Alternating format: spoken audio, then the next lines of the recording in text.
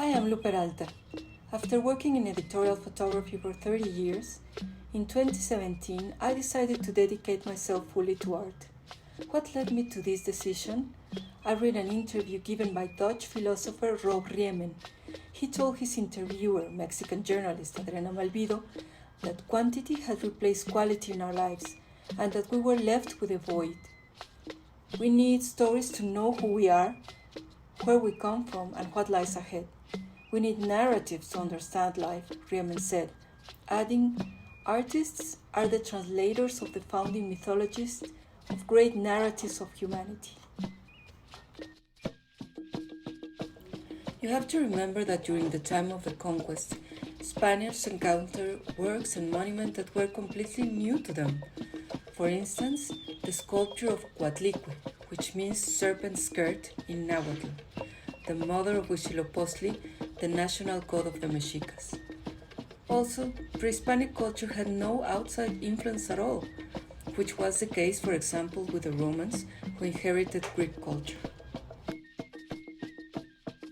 My first encounter with the Chimali was in 2019, when an amazing exhibit featuring this object was shown at the National Museum of History at the Chapultepec Castle in Mexico City.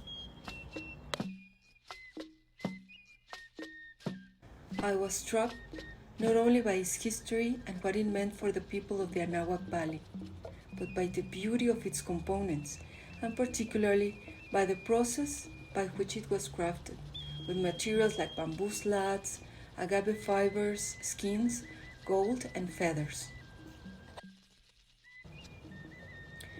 I was inspired by this process to create my own version of the Chimali. In general, when I interview in my work, I use objects from daily life in Mexico.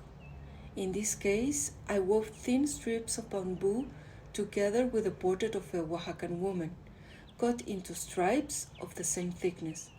I then reinforced them with maguey fiber thread like zacate, that is an abrasive fiber used commonly in Mexico for house cleaning. Finally, I incorporated commercially available dyed feathers.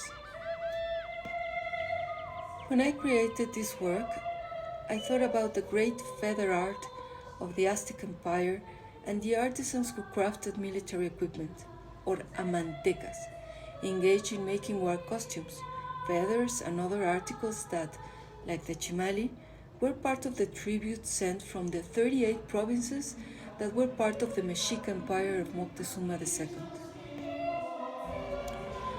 More than 500 years after the conquest, I like to think about the art of pre-Hispanic cultures and the effect of these daily objects on those people, outstanding not only for their exquisite craft, but their dazzling aesthetic.